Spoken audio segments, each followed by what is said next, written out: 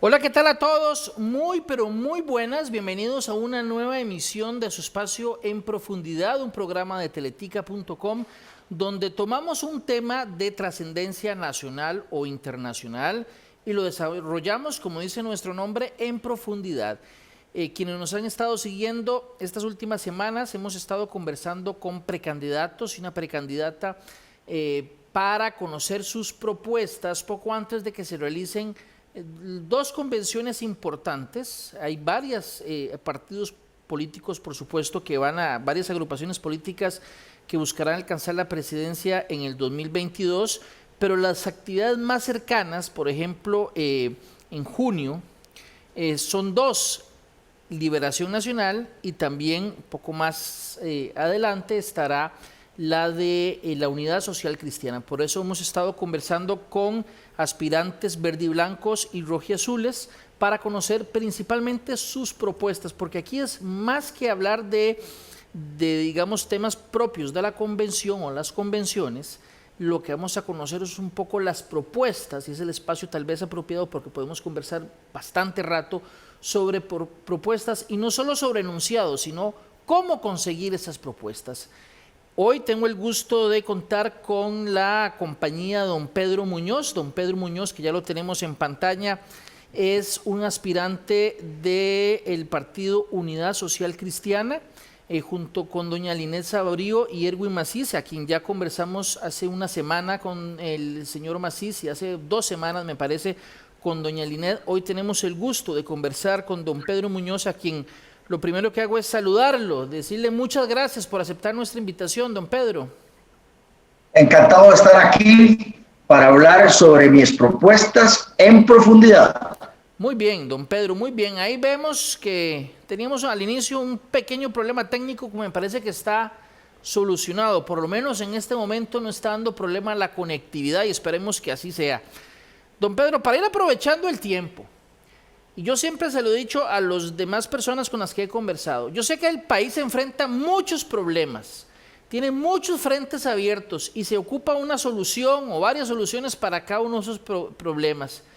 Pero si yo tuviera que pedirle a usted que tomara una de las propuestas, solo una, y reitero, sé que hay muchas necesidades y muchos frentes abiertos, pero como ejercicio, tomar solo una propuesta a la cual la vamos a considerar la estrella, la sí o sí, esta es la prioritaria, ¿cuál sería esa propuesta?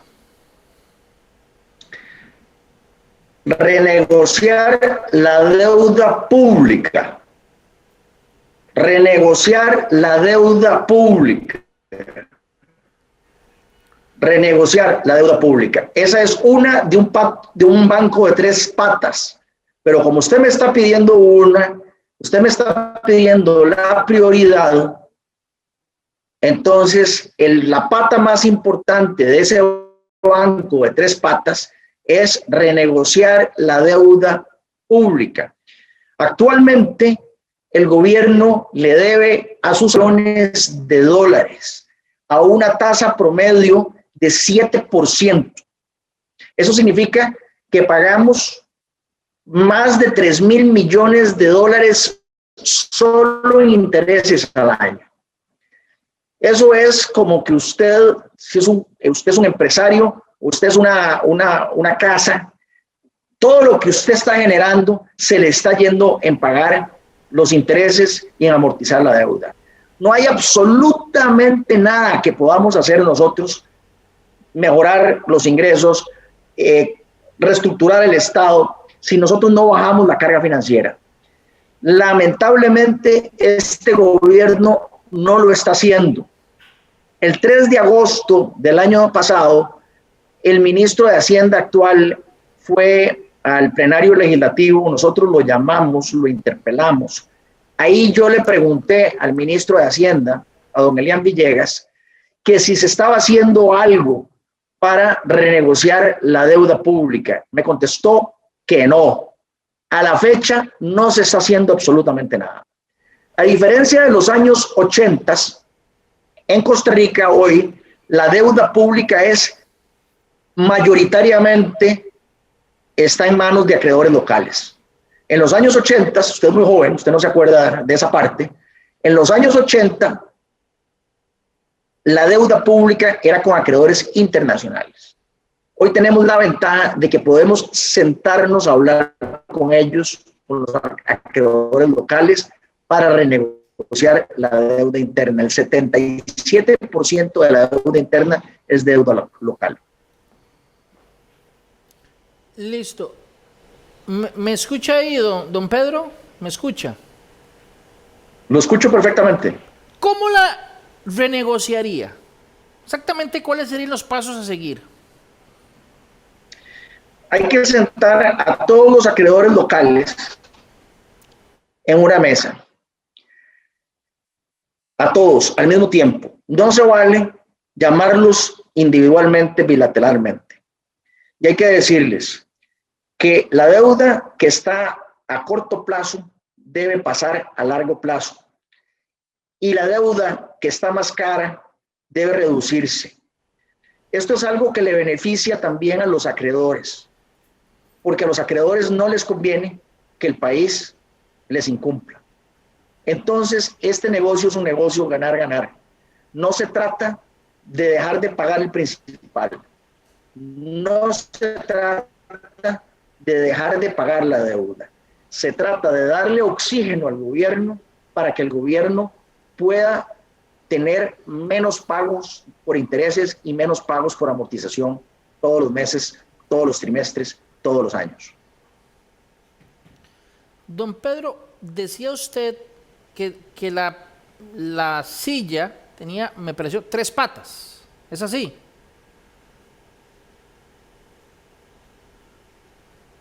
Tres patas, pero déjeme ver si le subo el volumen aquí. Claro. Tres patas. Un pequeño problema técnico. En efecto, esa es la primera de las patas. Okay. ¿Cuáles son las otras 2? La segunda pata es una ley de empleo público que sea seria y de verdad. No el mamarracho que está en la Asamblea Legislativa. Le cuento a quienes nos ven y a quienes nos escuchan, por ejemplo, que esta ley de empleo público que estamos conociendo en la Asamblea Legislativa no incluye al Instituto Costarricense de Electricidad. El Instituto Costarricense de Electricidad es una bomba de tiempo. Adicionalmente, a cómo está estructurada esa ley de empleo público, lamentablemente es muy posible que la Sala Constitucional excluya al Poder Judicial. Y si excluye al Poder Judicial, muy probablemente la Sala Constitucional también vaya a excluir a otros poderes de la República. Por la sencilla razón de que se estructuró ese proyecto de ley de forma tal que el rector del empleo público está incrustado en el Poder Ejecutivo. Concretamente es el Mideplan.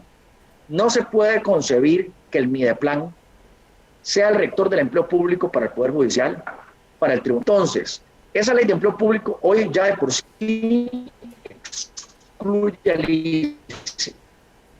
Y yo me temo que una vez que sea revisada esa ley de empleo público por la Sala Constitucional excluya también al Poder Judicial, excluya a la Asamblea Legislativa, excluya al Tribunal Supremo de Elecciones, tal vez también excluya a las universidades, también excluya a las municipios, de que nos quede una ley de empleo público llena de huecos. Y eso no le va a servir a nadie. Ese es la segunda pata del banco.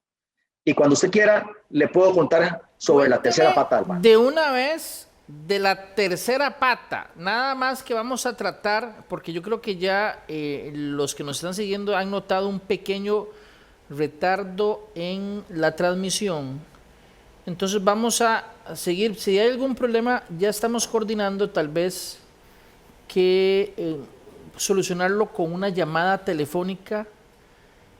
Pero vamos a ver, vamos a esperar que todo siga o mejore un poquito, porque tenemos este problema técnico con la señal. Don Pedro, ¿cuál es la tercera pata? La tercera pata es bajar los impuestos a la producción y al consumo. Bajar los impuestos a la producción y al consumo. Le voy a dar un ejemplo que ya de por sí lo tengo materializado en un proyecto de ley. Bajar el impuesto único al diésel. Mi propuesta es bajarlo en una tercera parte. En Costa Rica pagamos el diésel más caro de toda Centroamérica. ¿Me escucha? ¿No me escucha? Escucho, sí, le estoy escuchando. Le escucho, perfecto. Pedro. Le decía, en Costa Rica pagamos el diésel más caro de toda Centroamérica. Eso es producto de que José María Figueres Olsen puso un impuesto único a los combustibles, que hoy supera el 42%. Es decir, cada vez que un agricultor lleva su chapulín a la bomba y le echa diésel, digamos que le echa 10,000 colones de diésel, 4,200 colones son puro aire, porque es un impuesto que va directamente al Poder Ejecutivo. Ese agricultor no ha llevado el chapulín de la bomba al campo. Ese chapulín no ha arado el terreno, no ha sembrado la semilla no ha germinado, la planta no ha echado frutos, los frutos no se han vendido y los frutos no se han pagado, y ya ese agricultor pagó un impuesto del 42%. Ese es un impuesto al capital de trabajo. No es un impuesto a los ingresos, no es un impuesto a la utilidad, es un impuesto que el agricultor paga de su capital de trabajo. Eso le impide al agricultor sembrar un terreno más grande, sembrar más semilla, comprar agroquímicos, contratar personal adicional, porque está pagando el impuesto con su capital de trabajo mucho antes de que su producción sea vendida. Entonces, esa es la tercera pata, bajar los impuestos y las cargas a la producción y el consumo. Le puedo dar otros ejemplos. Le puedo hablar, por ejemplo, de las altas cargas sociales que tiene Costa Rica. Si usted es un emprendedor y quiere comenzar un negocio, y usted quiere contratar a alguien medio tiempo, resulta que la caja le cobra a usted tiempo completo, aunque ese recurso humano adicional que usted quiere contratar solo vaya a trabajar medio tiempo. Si solo trabaja los fines de semana, la caja igual le cobra a usted el tiempo completo. Eso es una injusticia. Yo tengo un proyecto de ley para que tanto el trabajador como el patrono paguen de conformidad con el tiempo real trabajado por ambos. Le doy otro ejemplo. Usted es un trabajador independiente. Usted es un carpintero, usted es un fontanero, usted es un jardinero, usted es un contador. La Caja Costarricense del Seguro Social le cobra a esos trabajadores independientes el doble de lo que paga un trabajador corriente. Además, si un trabajador independiente se acercara a la caja a tratar de regularizar su situación, lo que va a suceder es que la caja le va a cobrar 14 años o 15 años para atrás, más multas, más intereses, más el doble de lo que pagan los trabajadores comunes y corrientes. Yo también tengo que los trabajadores independientes paguen lo mismo que los trabajadores comunes y corrientes y que no tengan que pagar ni multas ni intereses cuando hagan un arreglo, y que ese arreglo no requiera ni fiador ni garantía real. Ese proyecto está en la Asamblea Legislativa y yo he venido luchando para que el Poder Ejecutivo lo convoque y se haga ley de la República lo antes posible. Entonces, estamos hablando de 3 patas al baño. La primera pata, renegociar la deuda pública. La segunda pata, una ley de empleo público que sea seria y de verdad. Costos y las cargas a la producción y el consumo. Una propuesta. Estas 3 propuestas se complementan entre sí, pero si hay que comenzar por alguna, y si se necesita una indispensablemente para que las otras funcionen, es la de la renegociación de la deuda. Sin la renegociación de la deuda, no vamos para ningún Bien, seguimos teniendo el problema de la señal, no solo la señal del video, sino también el audio. Aquí hay gente que nos ha estado reportando que tiene algunos pequeños problemas. Nosotros no escuchamos, dice. Aquí alguien más señala que hay algunos problemas. ¿Usted me escucha ahí, don Pedro? Perfectamente, yo lo escucho perfectamente. Sí, es que pareciera, digamos, entre usted y yo parece que sí nos escuchamos, pero es la interfase a la hora de transmitirlo por nuestras redes es que se está dando el problema. Aquí señala también alguien que se corta la señal.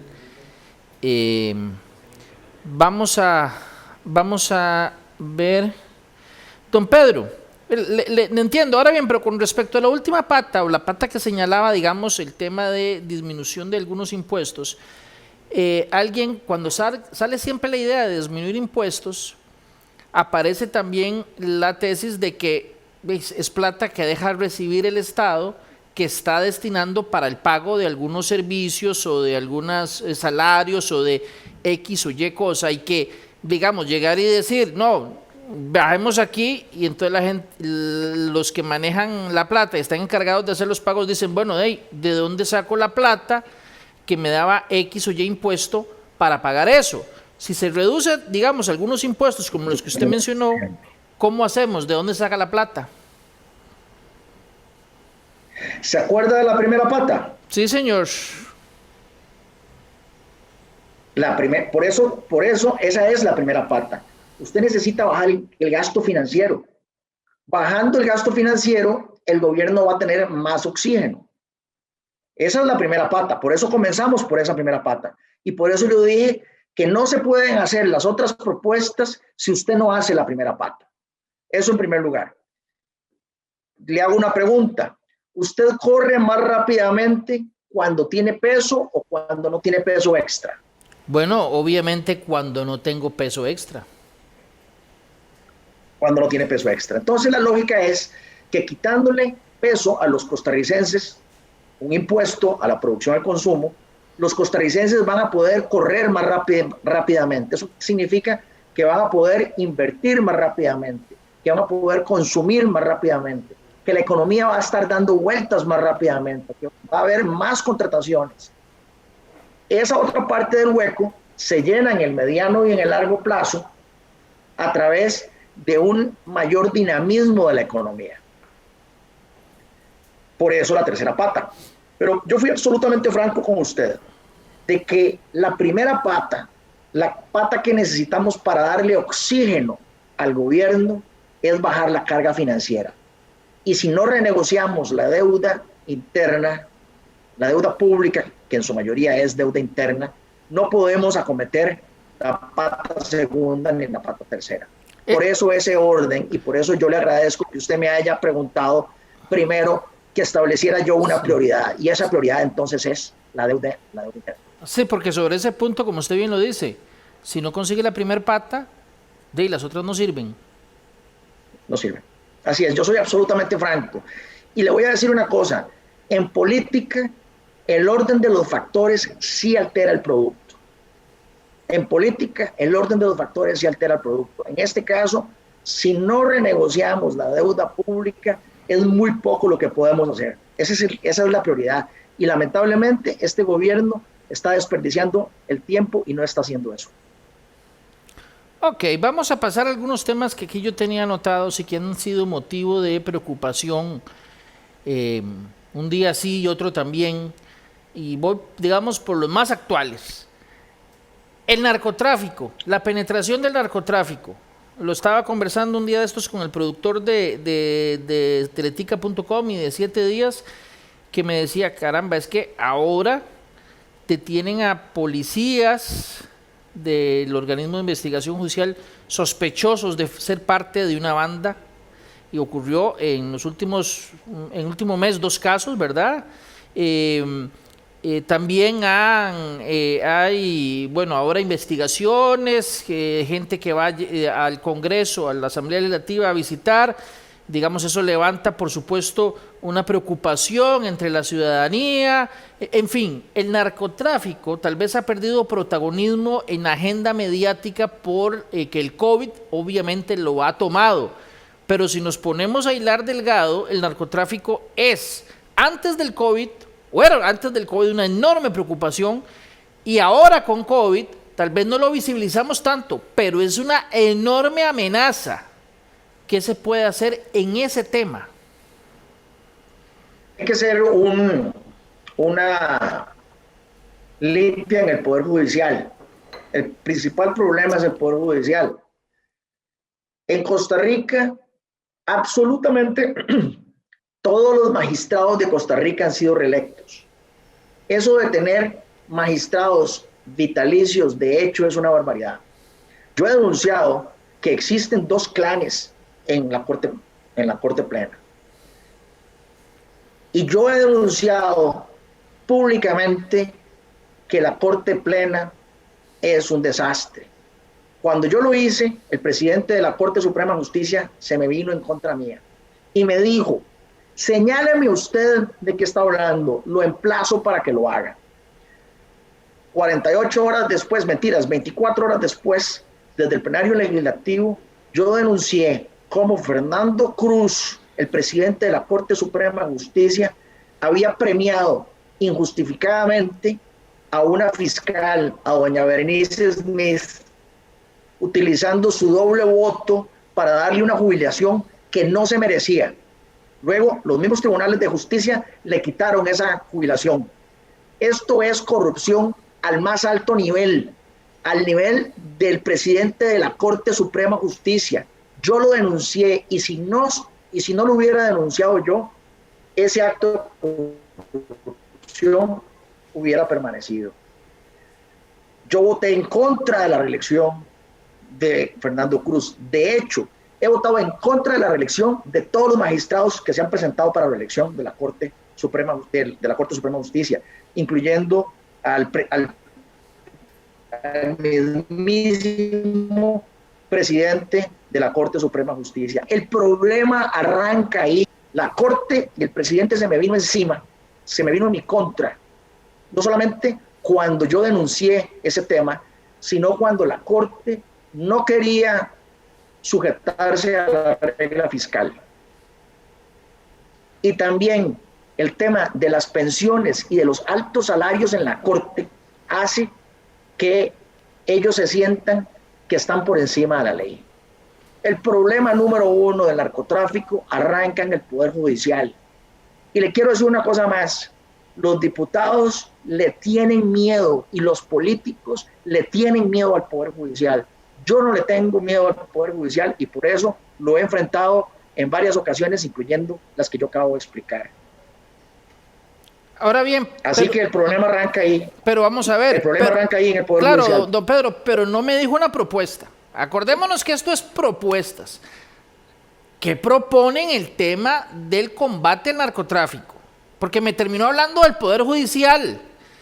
Pero no. La pregunta es: ¿qué propone en el caso del combate al narcotráfico? Yo le propuse, y dije al principio de mi presentación, una purga en el Poder Judicial. Esa palabra utilicé y la repito. Pero esa purga no se puede hacer desde el Poder Ejecutivo, digamos. Si usted quiere ser presidente, llega a ser presidente, esa purga no la hace desde el Poder Ejecutivo. Esa purga se hace desde el Poder Legislativo. Hay un proyecto de ley que presentó la fracción del Partido Unidad Social Cristiana. Ese proyecto de ley está presentado. Cuando yo sea presidente de la República, voy a utilizar toda mi fuerza para impulsar ese proyecto de ley. Ese proyecto de ley limita los nombramientos de los magistrados de la Corte Suprema de Justicia. Mientras los magistrados de la Corte Suprema de Justicia sean vitalicios de hecho y se sientan impunes, esa impunidad viene de arriba hacia abajo hasta los jueces penales, hasta los fiscales, hasta los jueces. La purga en el Poder Judicial tiene que comenzar arriba. Hay que abrir las ventanas para que entre el aire fresco en el Poder Judicial. Y hay que comenzar por hacer una purga en el Poder Judicial, comenzando por los magistrados. Esa es mi propuesta, y hay un proyecto de ley que está en la Asamblea Legislativa, presentado por la fracción del Partido Unidad Social Cristiana, Y yo, como presidente de la República, movería ese proyecto para que se haga una realidad. Ahí está la propuesta. Pero don Pedro, pero es que, a ver si le entiendo bien, en este momento no hay denuncias, que yo sepa, de vínculos entre nadie de la Corte Plena y narcotráfico. No tengo conocimiento de eso, no he visto nada, ni en mandos medios. Entiendo que los casos que se están investigando actualmente tienen que ver con gente de investigadores del OIJ, no a niveles superiores en la Corte. Por eso tal vez no le comprendo muy bien el tema con el caso del narcotráfico, porque lo que sí se ha señalado por parte de la prensa es de casos investigados de agentes del OIJ que son sospechosos, de visitas de personas que son sospechosas de narco a la Asamblea Legislativa, al edificio donde ustedes trabajan, de visitas ahí es donde ha salido, digamos, en los últimos días los hechos noticiosos, no a la Corte, sino a la Asamblea.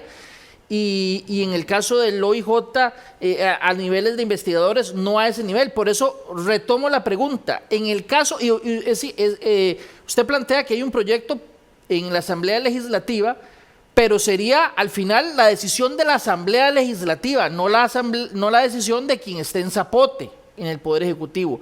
Desde el punto de vista de zapote, del Poder Ejecutivo, de usted como, en caso de que llegara a ser presidente, de usted como presidente y su ministro o ministra del ramo, o ministros del ramo, ¿qué propone que solo sea resorte del Poder Ejecutivo en el tema del narcotráfico? Exclusivamente, no pasando a la Asamblea, ni que sea solo resorte, sí o sí, del Poder Ejecutivo. Una mejor política con los Estados Unidos. Todos sabemos que esa droga va para los Estados Unidos. Todos sabemos que los últimos dos gobiernos del PAC no han tenido una estable política de relaciones exteriores con los Estados Unidos.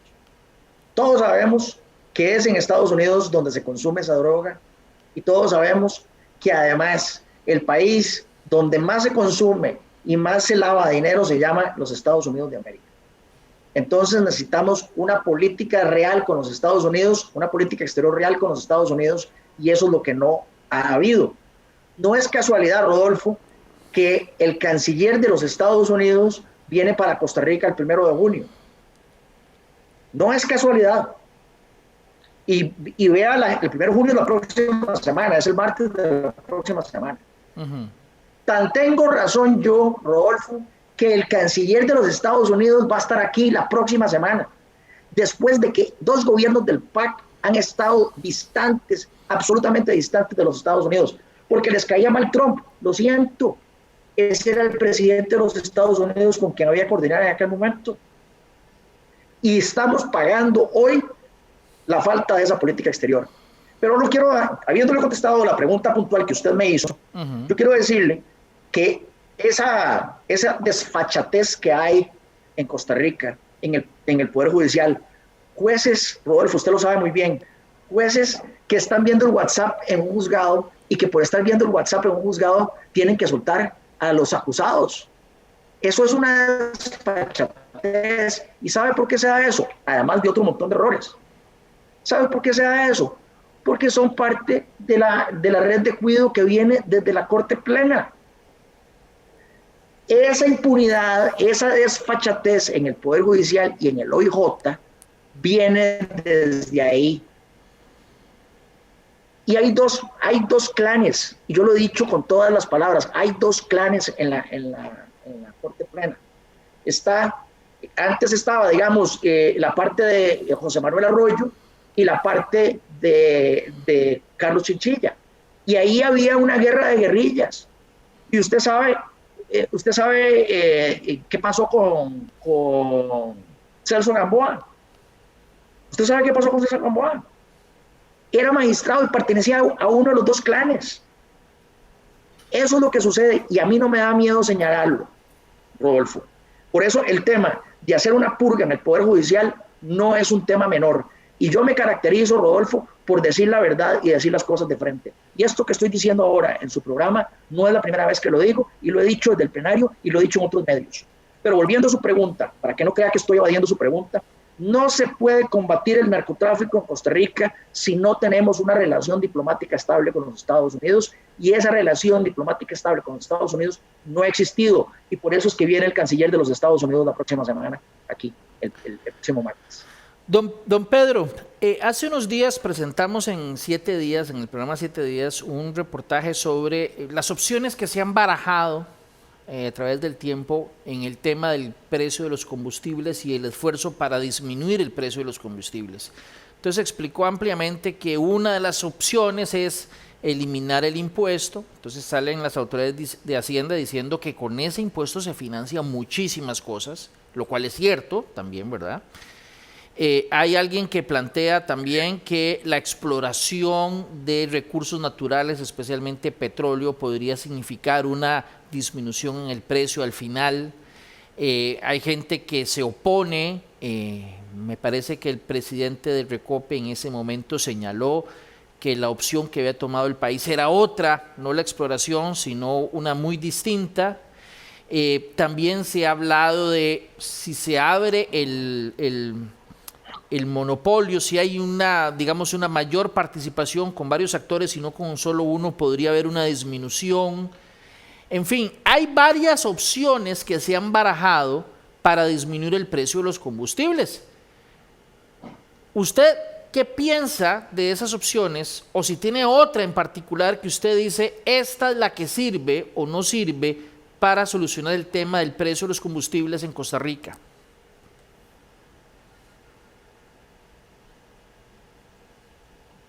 Desde julio yo presenté un proyecto de ley a la corriente legislativa para reducir el impuesto único de los combustibles en una tercera parte.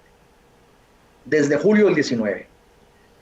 Ya expliqué en este programa que el 42%, Rodolfo, el 42% del precio de los combustibles es impuesto. Yo estoy proponiendo que una tercera parte de ese 42% sea eliminado, no totalmente, para darle chance a la reactivación económica. Pero también, como ya dije en este programa, para hacer esa propuesta tiene que ir acompañada de la propuesta de reducción de la deuda pública para oxigenar las finanzas del gobierno. Entonces, por un lado, oxigenamos las finanzas del gobierno y por el otro lado, oxigenamos las finanzas de las personas. Pero lo cierto es, Rodolfo, que no podemos seguir sin quitarle peso a los costarricenses. En este momento, todos los costarricenses estamos llevando un saco demasiado pesado. Tenemos que quitarle peso a las finanzas de los costarricenses que estamos cargando ese saco que está demasiado pesado. Y debe comenzar por ese onerosísimo impuesto a los combustibles. Y como le decía Rodolfo, esa es una propuesta que yo hice y que presenté a la corriente legislativa desde julio del 2019.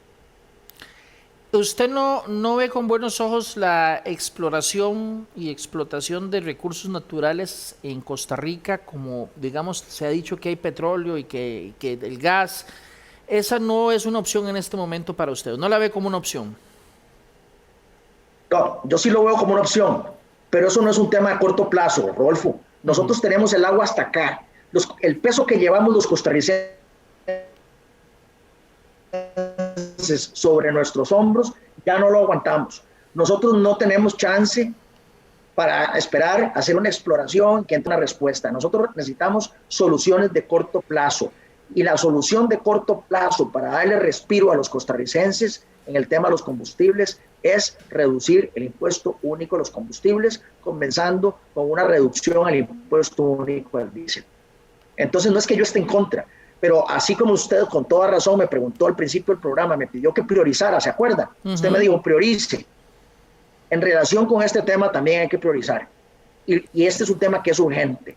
A los costarricenses les urge que le quitemos peso de encima, a los agricultores les urge, a los que andan en bus, los pases de bus dependen del precio de los combustibles, del precio del diésel también, y entonces nosotros tenemos que quitarle peso a los costarricenses en el cortísimo plazo para que los costarricenses puedan sobrevivir también.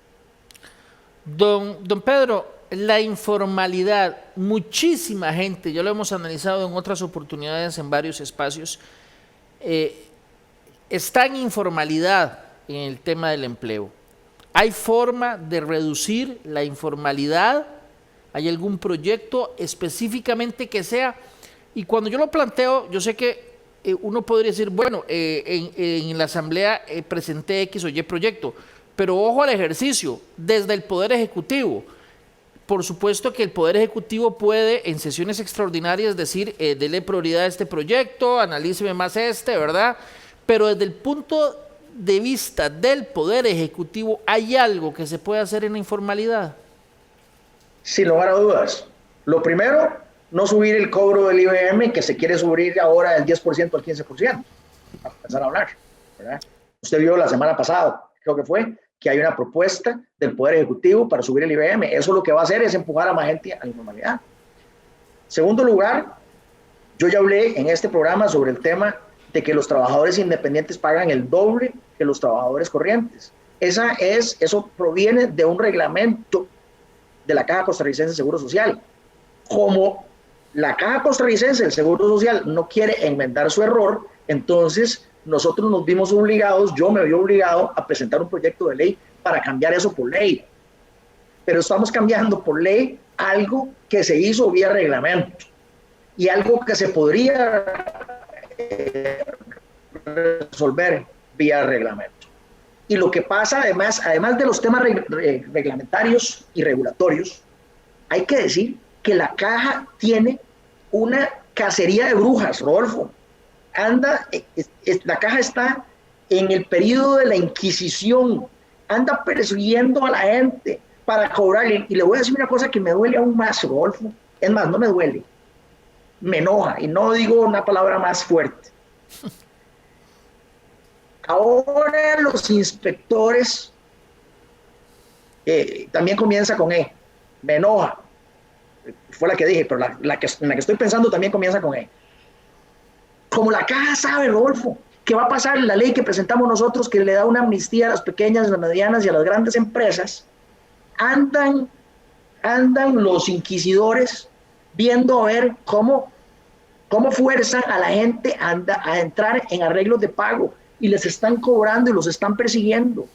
Por supuesto que desde el Poder Ejecutivo se pueden hacer muchas cosas. Por supuesto que desde el Poder Ejecutivo se pueden hacer muchas cosas.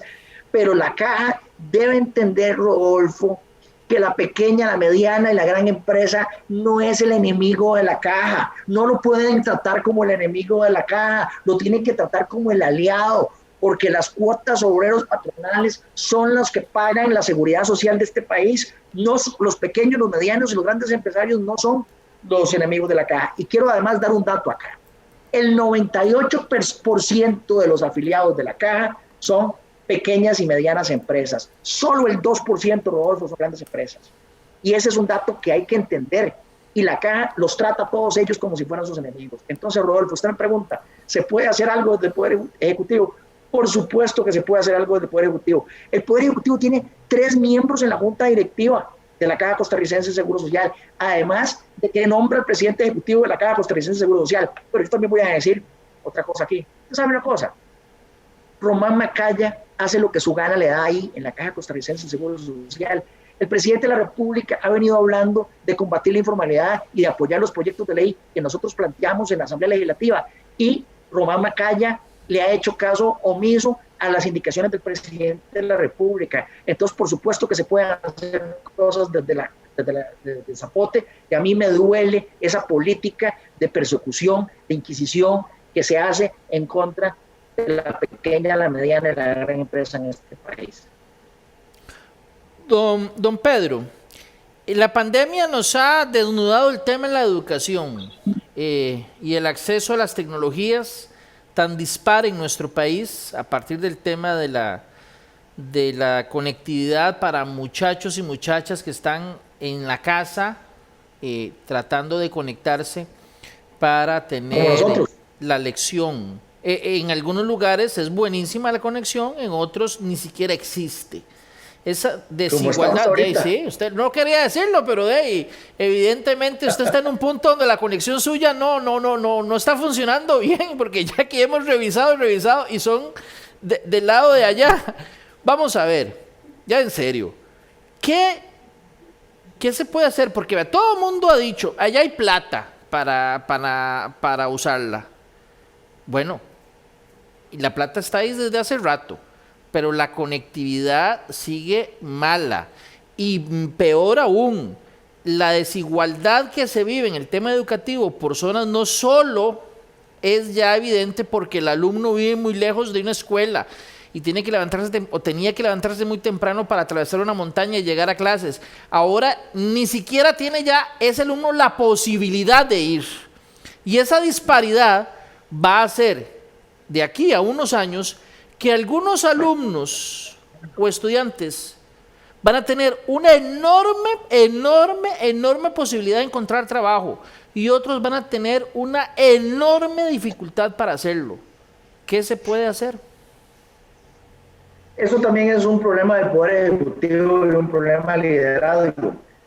Hace un ratito dije que cómo era posible que Macaya no le hiciera caso al presidente en el tema de la informalidad. Lo mismo pasa con el MISID.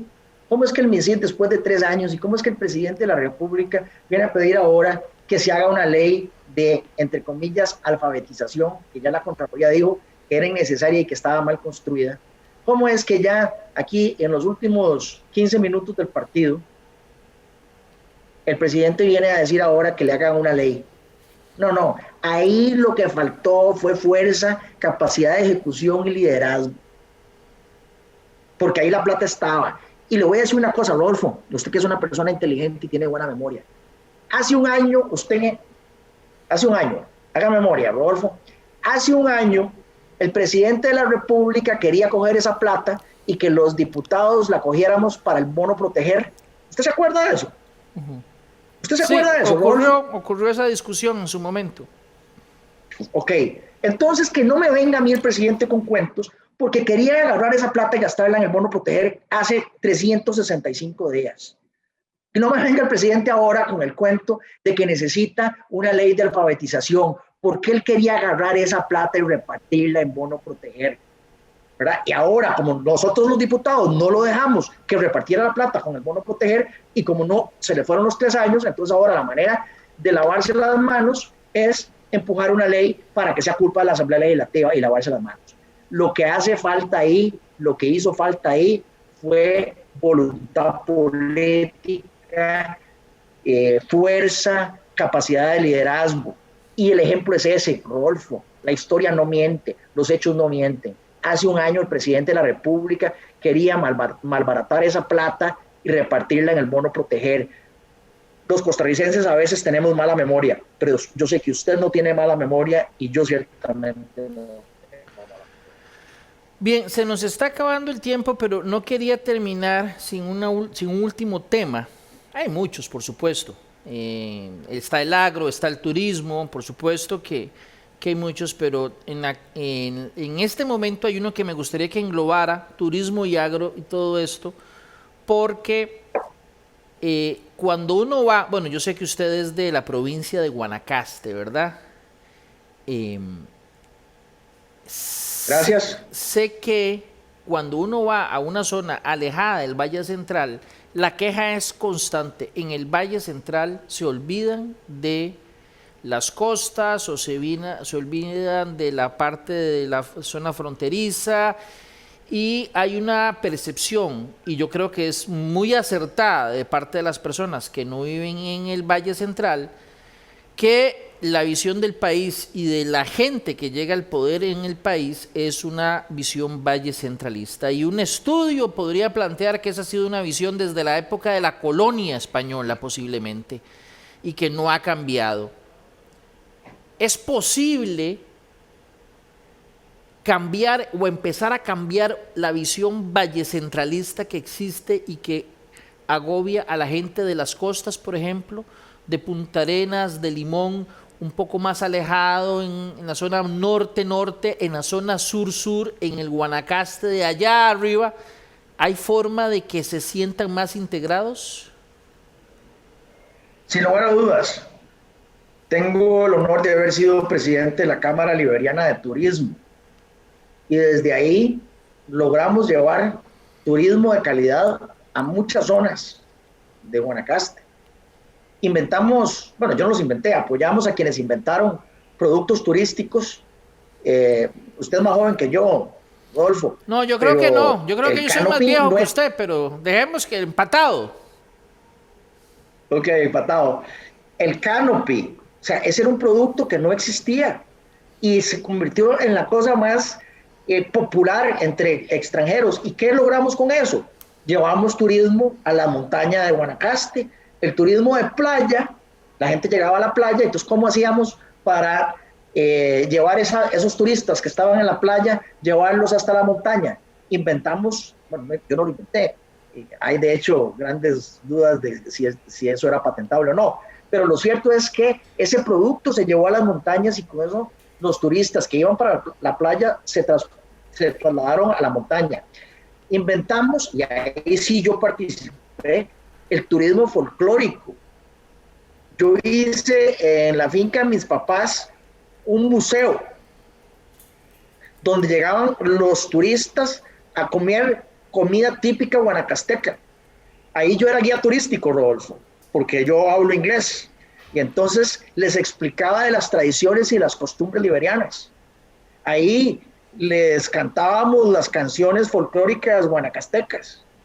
Ahí les enseñábamos de trajes típicos, les enseñábamos de las vasijas de los chorotegas, les enseñábamos de la historia guanacasteca. Entonces, por supuesto que se puede. Y esa es una experiencia que yo vi como pequeño empresario turístico y que yo viví también como presidente de la Cámara Liberiana de Turismo. En Liberia, no sé si usted ha estado y si no lo invito, nos sentimos los liberianos muy orgullosos de lo que nosotros llamamos la calle real, que era la calle principal de Liberia por donde se entraba Liberia en aquellos tiempos. Ahí todavía hay casas con una arquitectura muy particular de Liberia que no existe en el resto de Costa Rica. Y viajando por el país, yo me he fascinado, por ejemplo, de aprender sobre la arquitectura de Limón, que es muy distinta de la arquitectura de Punta Arenas. Y entonces, con temas culinarios, voy a concluir, con temas culinarios, con temas históricos, con temas arquitectónicos, se puede construir una oferta turística distinta que nos permita esparcer el turismo. De nuevo, se requiere decisión política y liderazgo. Que el sector turístico no esté vacunado hoy por falta de vacunas es una oportunidad perdida, porque hace un año, Rodolfo, los aeropuertos estaban cerrados. Hoy es una injusticia que los aeropuertos estén abiertos y llenos los vuelos, pero de costarricenses yéndose a vacunar a los Estados Unidos. Esa es una indicación de la falta de fuerza y la falta de liderazgo de este gobierno. Si aquí nosotros hubiéramos vacunado a nuestra fuerza turística, los aviones vendrían llenos de turistas a visitar Costa Rica, pero lo hicimos al revés. Y hoy entonces esos aviones van para Miami y van para Houston, llenos de la clase media costarricense que todavía existe antes de que el PAC la acabe con ella, a vacunarse a los Estados Unidos. Entonces, sí se puede. Si su pregunta es si podemos fortalecer el turismo y llevarlo a las zonas más recónditas del país, la respuesta es que sí. Lo digo por experiencia propia de al principios de los años 2000, cuando yo vivía en Guanacaste y era un pequeño empresario turístico y era el presidente de la Cámara Liberiana de Turismo.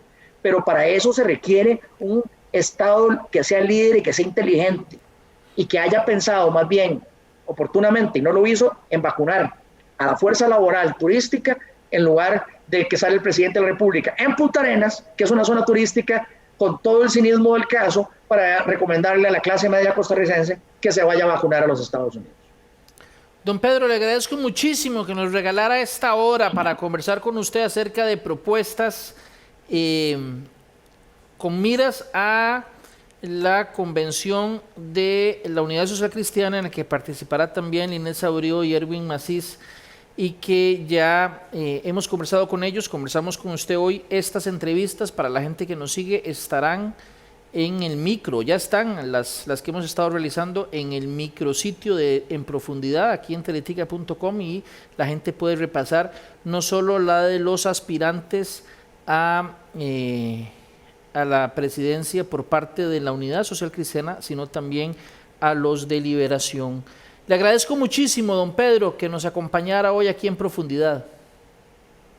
Yo le agradezco la profundidad de sus preguntas, le agradezco que me haya dado el espacio para contestarlas también en profundidad, y yo le quiero decir a los costarricenses que no solo se requiere de propuestas con profundidad, sino que se requiere de líderes que tengan la fuerza y la valentía para hacerlas realidad, que soy optimista y que creo que Costa Rica puede más. Muchas gracias, don Pedro. Antes de terminar nuestro programa de hoy, quisiera nada más comentarles una noticia que usted ya puede encontrar en teletica.com y que está titulada: Pfizer tramita permiso para que vacuna se aplique a mayores de 12 años en Costa Rica. Voy a leer apenas los primeros 3 párrafos. Usted puede encontrar esta nota, que es una exclusiva de teletica.com. Dice: Pfizer tramita el permiso para que su vacuna contra COVID-19 se aplique a mayores de 12 años en Costa Rica. Actualmente la Comisión Nacional de Vacunación y Epidemiología solo prueba su uso en menores de 16 y 17 años, siempre y cuando tengan factores de riesgo. Pero al igual que lo hizo en otros países, la farmacéutica solicitó la autorización para el uso en todos los adolescentes. Ahí está la nota a la que hago referencia.